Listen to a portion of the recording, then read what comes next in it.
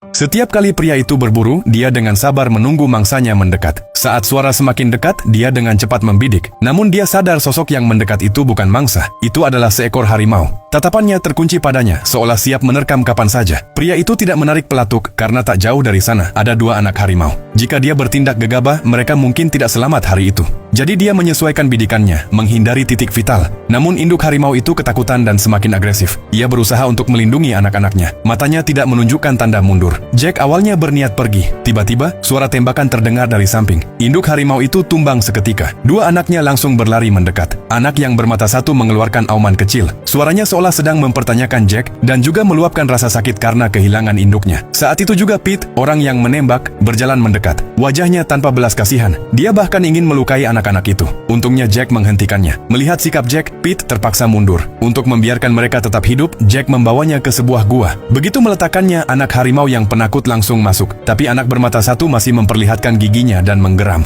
Karena merasa bersalah, Jack tidak langsung pergi. Ia menangkap ayam hutan dan meletakkannya di mulut gua, lalu mundur untuk mengawasi. Mereka mencium bau makanan dan keluar. Setelah memastikan aman, mereka menyeret makanan ke dalam. Tindakan kecil ini meski tak cukup untuk meredakan rasa kehilangan, hanya itulah yang bisa Jack lakukan. Musim semi tiba cepat, namun dia terus memikirkan mereka. Dengan rasa cemas dan gelisah, dia kembali ke gua dan hanya terkejut melihat pemandangan di depannya. Anak yang dulu penakut tergeletak tak bernyawa, dan anak bermata satu sudah lama menghilang. Bertahun-tahun kemudian, berita harimau menyerang desa pun menyebar. Saat Jack tiba, ia melihat Pete duduk di tanah. Wajahnya penuh ketakutan dan dengan bekas cakar di wajah. Dalam pelukannya ada istrinya yang sudah tak bernyawa. Dia menunjuk ke arah desa dengan tangan gemetar. Istri dan anak Jack masih ada di sana. Dia meraih senapannya dan berlari ke desa. Namun tak jauh berjalan, suasana sekitar mendadak mencekam. Udara seakan membeku. Ia menahan napas. Melihat gerakan yang samar, ia langsung menembak ke arah itu tanpa ragu. Saat hendak memeriksa, geraman rendah terdengar dari belakang. Jack tidak berani menoleh, namun ia bisa merasakan seekor harimau besar berdiri tak jauh.